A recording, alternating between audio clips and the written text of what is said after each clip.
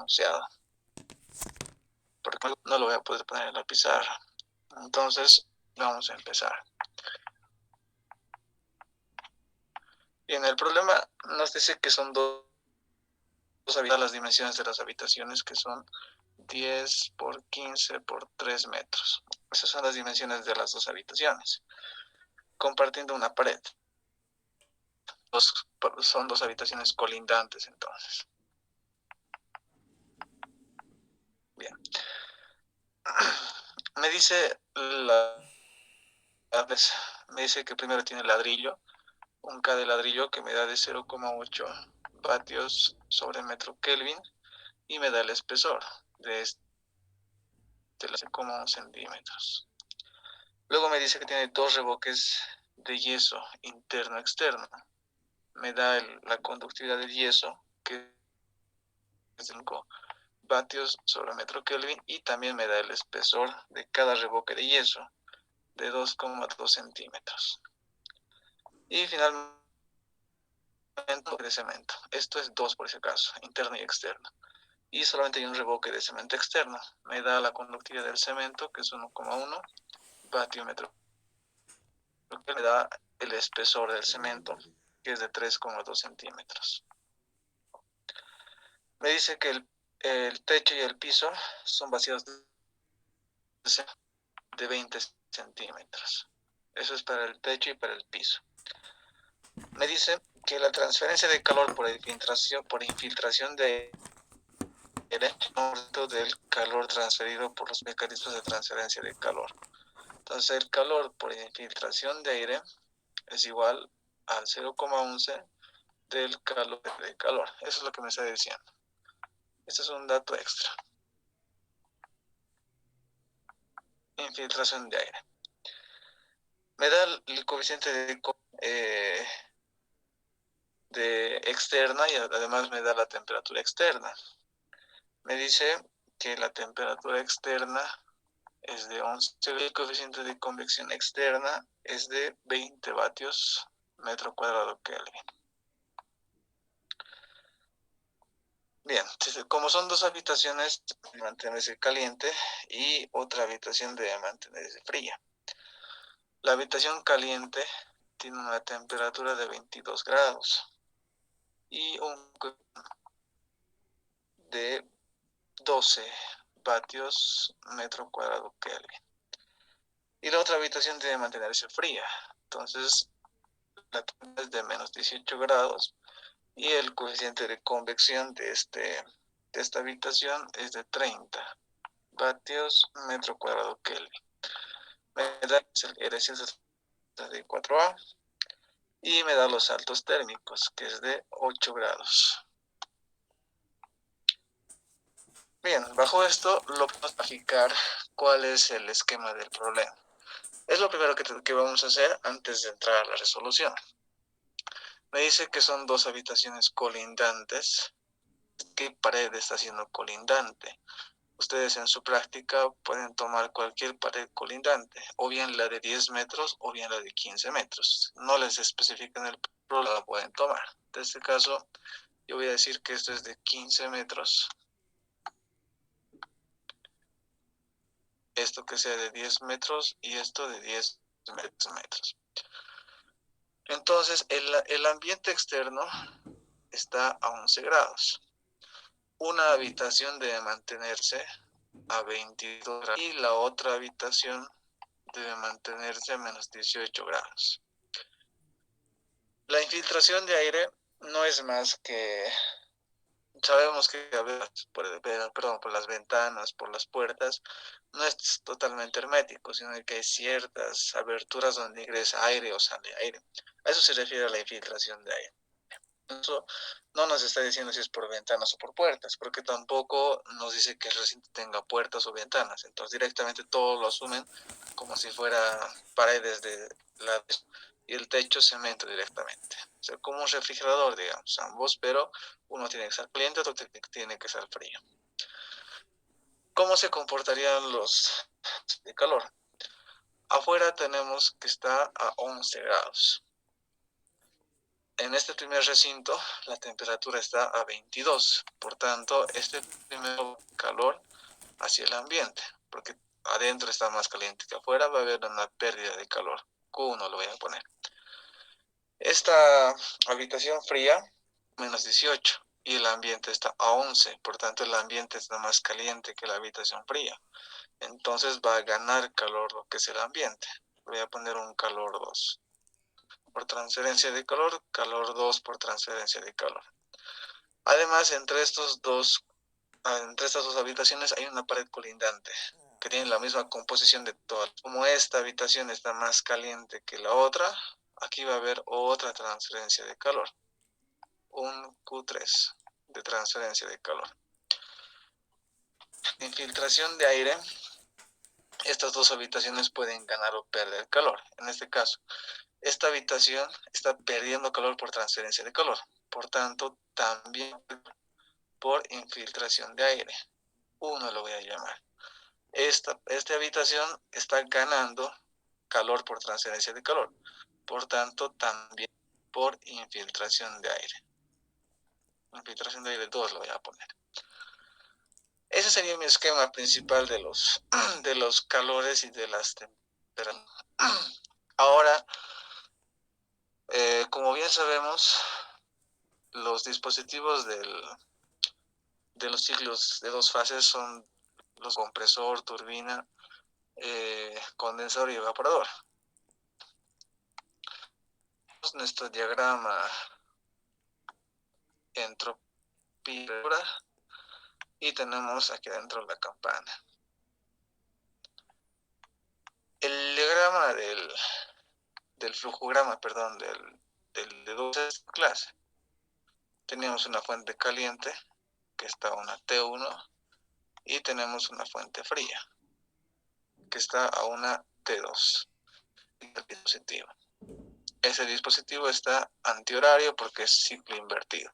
Entonces, ¿qué pasa? Que yo a este dispositivo le añado lo que es cierta cantidad de trabajo. El dispositivo me va a absorber cierta cantidad de calor, un calor 2, y me va a rechazar otra cierta cantidad de calor a la fuente fría. Ese es el flujograma de un ciclo invertido. ¿Cómo represento un ciclo invertido en el diagrama ST de dos fases? Vamos a analizarlo. Esto de potencia teníamos un compresor, teníamos un evaporador, teníamos una turbina de vapor y teníamos un condensador. Aquí lo van a invertir. Primero, en la parte izquierda va a estar lo que es el compresor. Luego va a venir lo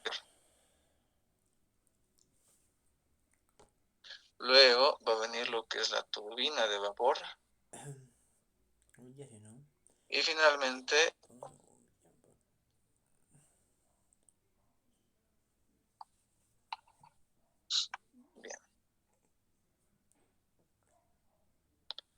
¿cuál es la disposición de los dispositivos? En el ciclo de potencia, el evaporador era la fuente caliente. En el ciclo invertido, el condensador es la fuente caliente. En el ciclo de potencia, el condensador era la fuente fría. En este caso, el evaporador es la fuente fría. Entonces, el punto 1 va a estar siempre al ingreso, sea de potencia o sea invertido, ahí va a estar el punto 1. Luego va a ir a lo que es el condensador. Luego de que sale del gira el condensador. Ese es el punto 2. Saliendo del condensador va a ir a lo que es la turbina de vapor. Y saliendo de la turbina al evaporador. Y se cierra el ciclo. Listo. Igual, aquí va a haber un eje que une al compresor y a la turbina. Esto para que sea de forma autónoma el funcionamiento del ciclo.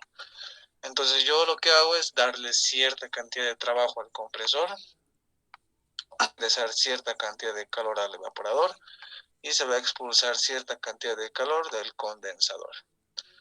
¿Cómo se presenta esto aquí?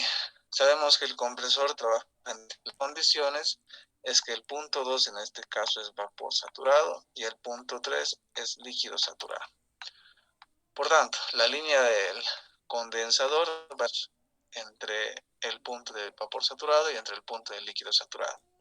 El compresor va a ir a entropía constante desde mezcla y la turbina de vapor va a expandir hasta aquí tendríamos el evaporador.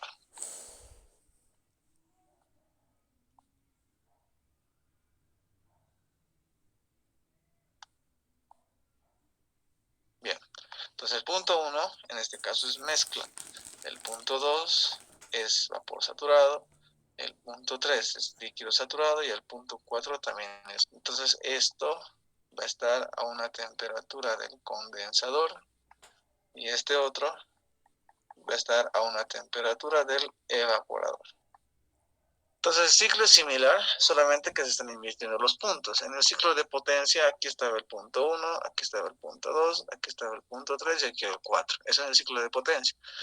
Después aquí viene el punto 1, el punto 2, el punto 3 y el punto 4. Entonces aquí yo aporto cierta cantidad de trabajo, me extrae cierta cantidad de calor y me da calor. ¿Alguna duda sobre la presentación del ciclo de dos fases invertido, sobre el funcionamiento, sobre los dispositivos?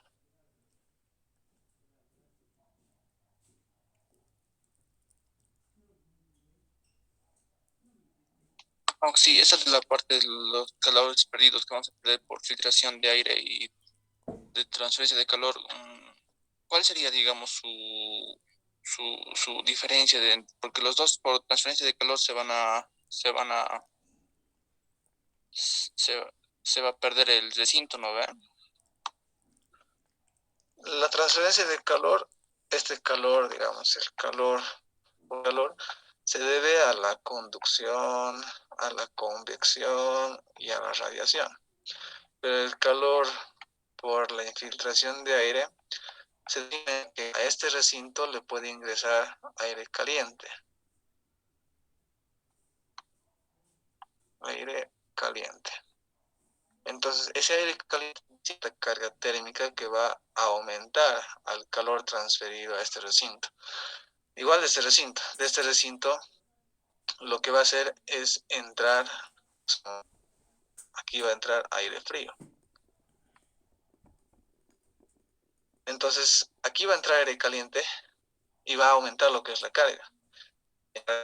Y va a disminuir lo que es la carga. Entonces, por eso pierde calor. Entonces, mientras más aire frío ingrese por infiltración a este recinto, más calor va a perder por infiltración de aire, no de calor. Entonces, esto es por el aire que ingresa. Por eso es. No es un mecanismo en sí de transferencia de calor, solo es ingresando que aumenta o que disminuye la carga de calor.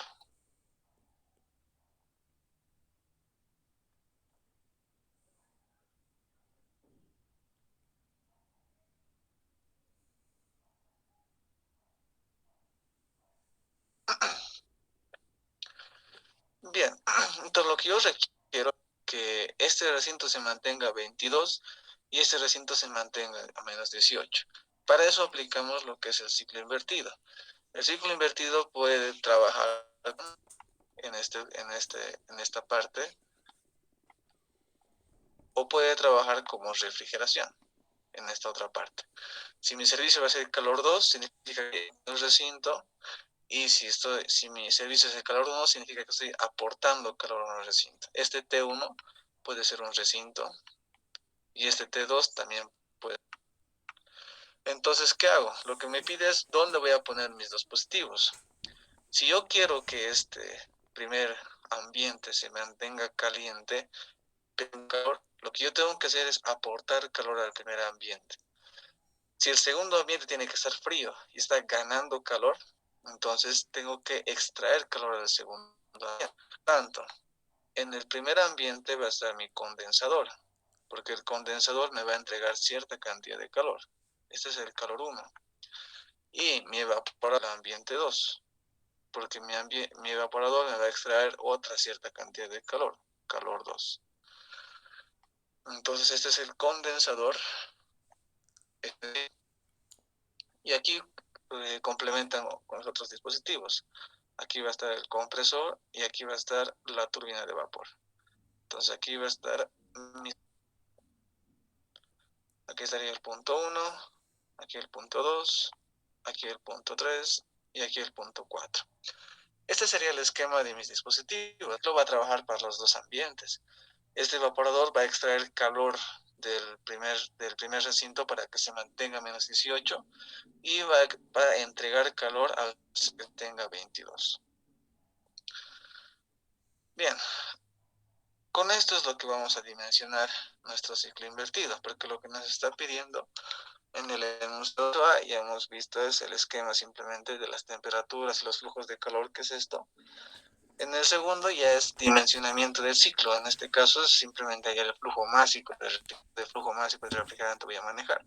Porque si ven, digamos, en los refrigeradores domésticos, en la parte de atrás, en su motor, tiene lo que es una plaquita que dice cuál es el flujo de refrigerante que maneja. Entonces, eso es lo que requerimos aquí. ¿Cuánto de flujo va a manejar este ciclo? El coeficiente de desempeño es lo que vamos a ver ahora, es el COP. Y el inciso D al final. ¿Alguna duda hasta aquí sobre la presentación de los calores, temperaturas, sobre el ciclo? ¿Alguna duda o algo que no esté claro? Sí, ¿me puede explicar eso del esquema de que por qué el evaporador en el esquema que hizo más antes, después de las páginas siguientes, ahí es en sí sería el evaporador, sería el que ahora trabaja como, como condensador? No le entiendo esa parte del esquema. No se confundan ahí. En el ciclo de potencia, aquí arriba tenemos una fuente caliente, aquí arriba tenemos una fuente fría, aquí tenemos nuestro compresor y aquí nuestra turbina de vapor. Compresor, turbina, condensador y evaporador y condensador. Ese es el ciclo de potencia. De aquí viene hasta el punto 1, de aquí va al punto 2, de aquí viene al punto 3 y sale además su eje. Este es el ciclo de potencia. ¿Por qué el evaporador es la fuente caliente? Porque al evaporador siempre le va a ingresar calor y el condensador le va a hacer calor. Por eso en el ciclo de potencia de 2 a 3 está el evaporador en la fuente caliente, porque se aporta calor. En cambio, en el ciclo invertido, aquí tenemos el compresor, la turbina de vapor. Aquí está el compresor y aquí igual tenemos una fuente caliente, tenemos una fuente fría. En el ciclo invertido, el calor se aporta a la fuente fría, pero el dispositivo sigue un evaporador, porque a un evaporador siempre se le aporta calor. Entonces, como se le aporta calor, aquí se invierte, esto va a ser la fuente fría. No está trabajando como condensador, porque el condensador de arriba es el condensador, porque el condensador es el que rechaza el calor. Y se cierra el ciclo, que sería el punto 1, el punto 2, el punto 3 y el... No importa en qué temperatura está trabajando cada dispositivo, lo que importa es la función que está cumpliendo el dispositivo. En el ciclo de potencia, el evaporador tiene el calor, pero en la fuente caliente. Y en el ciclo invertido, el evaporador igual tiene la función de aportar calor, pero en la fuente fría. Esa es la diferencia entre estos dos. Ok, Oxy. Bien, espero que esto esté más claro. No se van a confundir aquí. El dispositivo sigue manejando la misma función, desde temperaturas diferentes. Bien, entonces, aquí no manejamos lo que es rendimiento, manejamos lo que es el coeficiente de performance, como le dicen algunos textos, y ese es el COP. El COP sigue teniendo el mismo concepto de rendimiento, que es el servicio sobre el gasto. Dos, puede haber un COP de calefacción, donde mi servicio es justamente el calor que estoy entregando, el calor 1.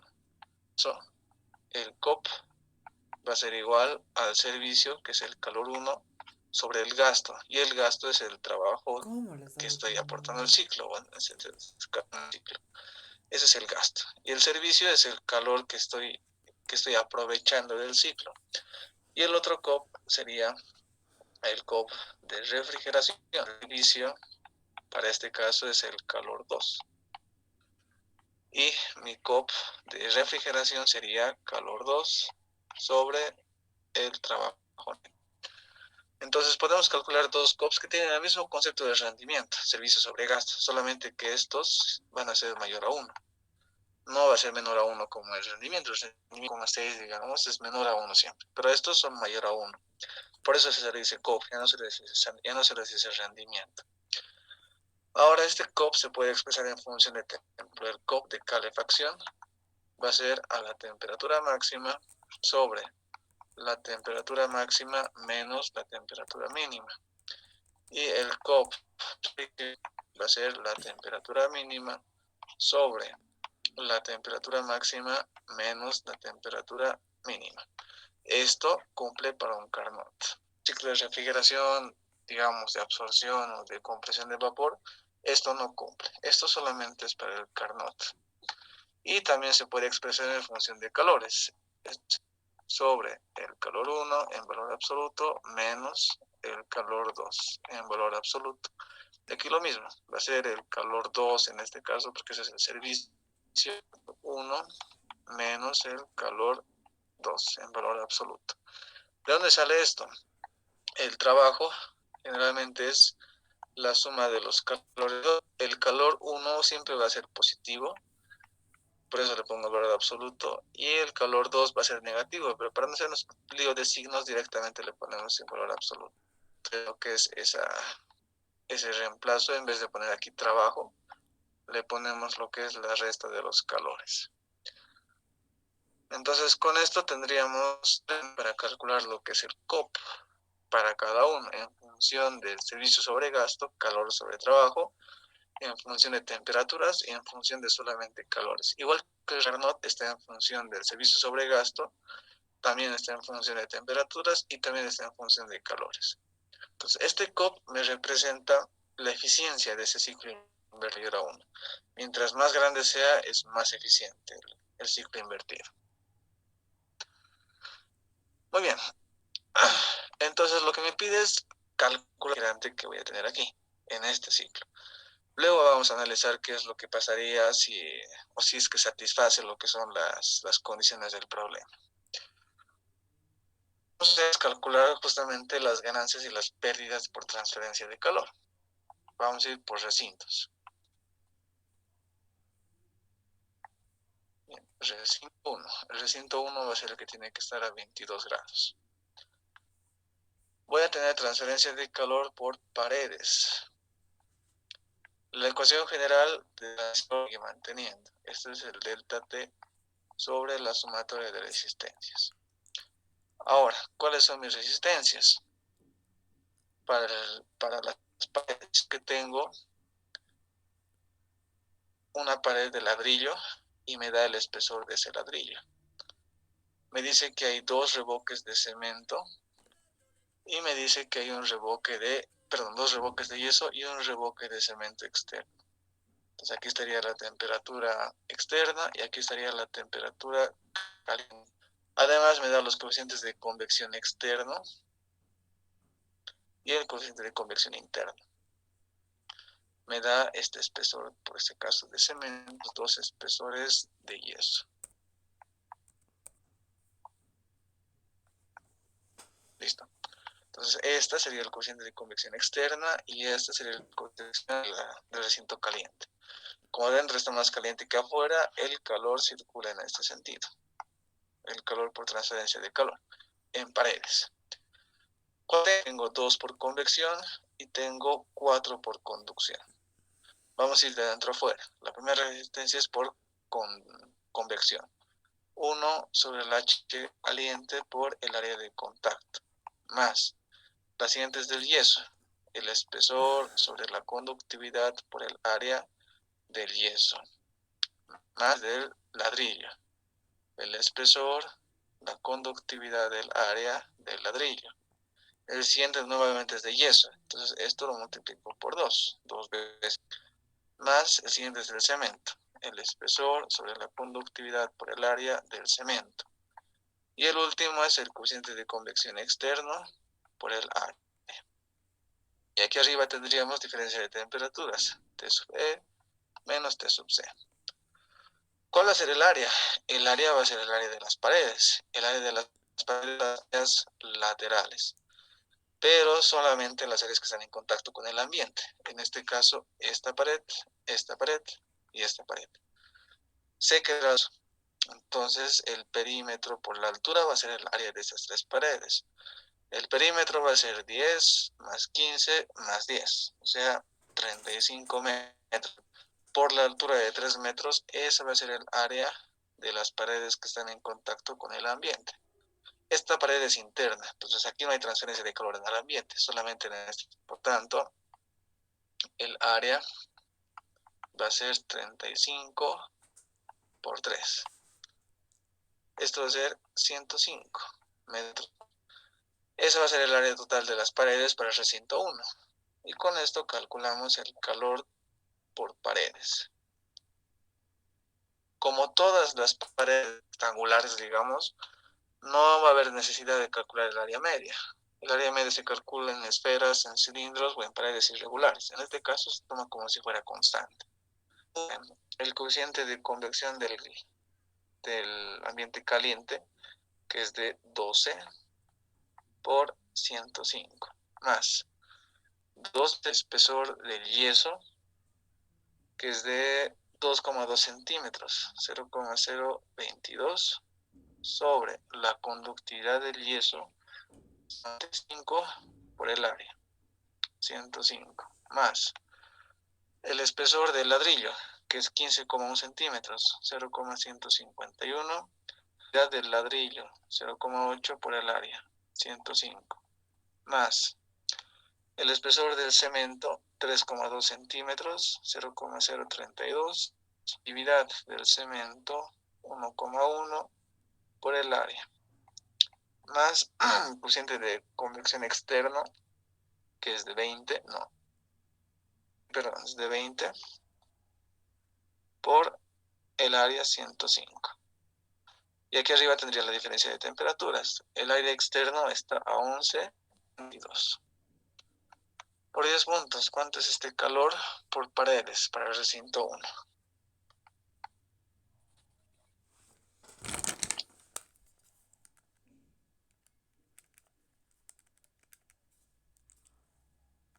Opción me sale 29,05,73.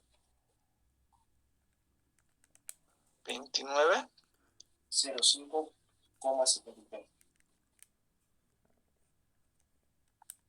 9. No creo, debe ser un poco más grande.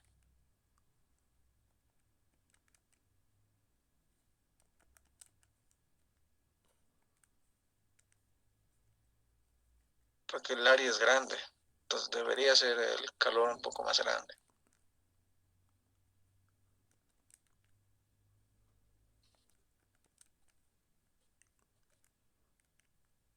Oxy tiene que salir positivo. Oxy me ha salido 2905.73 watts. Ya, negativo, ¿no? 2905. Sí. Menos 2,95. Menos 2900 sería en vatios, porque esta ecuación no es de en vatios. En kilovatios sería menos 2,905. Ese sería el calor perdido por las paredes para el recinto 1. Ahora vamos a ver por el techo. El calor va a ser suma delta T sobre la sumatoria de resistencias. ¿Qué resistencias tengo? Me dice que es un vaciado de cemento. Entonces cemento. Solamente cemento. Y tiene un coeficiente de convección interna y un coeficiente de convección externa. Entonces aquí afuera estaría la temperatura externa caliente, el calor va a circular en este sentido. Tengo 3 resistencias solamente. La primera es por el coeficiente de convección interno y el coeficiente externo. Esto va a ser 1 sobre el H caliente por el área del techo. El espesor sobre la conductividad por el área del cemento o del techo más 1 sobre el H externo. Y aquí tendríamos el delta T. ¿Cuál va a ser el área del techo? Va a ser toda el área que está por encima de mi recinto. Como este es un rectángulo, ese rectángulo, 10 por 15. Ese va a ser el área del techo. 10 por 15, o sea, 150 metros cuadrados. El techo va a ser, tendría 1 sobre el H caliente, que es de 12 por el área.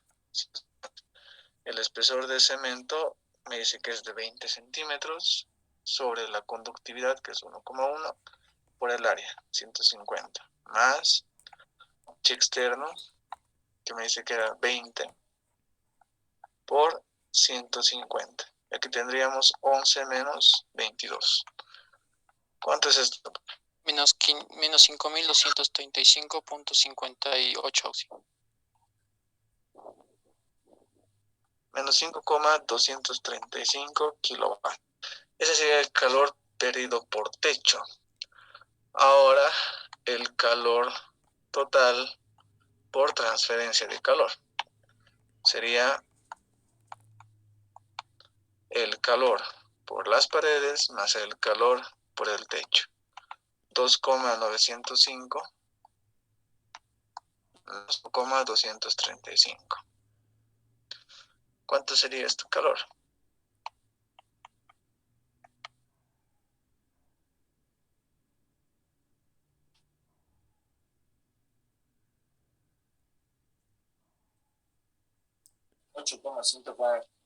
Menos 8.14. Listo, kilovatios. Eso es el total por transferencia de calor. Ahora el total del recinto, tomando en cuenta la infiltración. Entonces el calor del recinto 1 va a ser el calor por transferencia de calor más el calor por la infiltración de aire.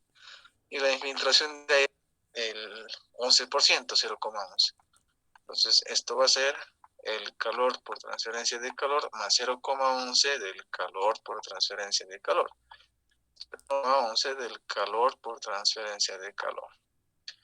Por tanto, el calor del recinto 1 que pierde va a ser menos 8,14 por... ¿Cuánto es esto, por favor?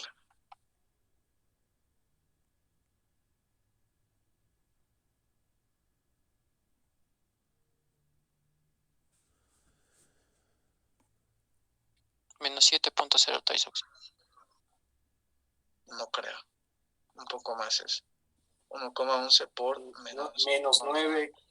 9.035. Listo. Este es el calor total que pierde el recinto calor y además por esa consideración de la infiltración de aire. ¿Alguna duda sobre el cálculo del calor perdido del recinto 1?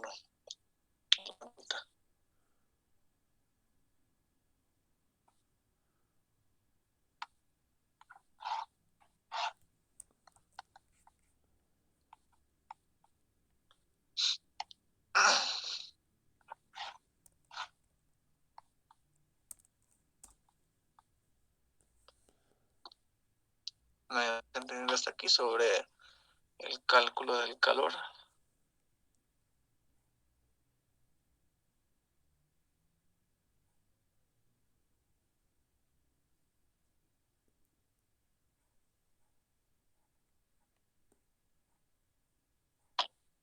Bien.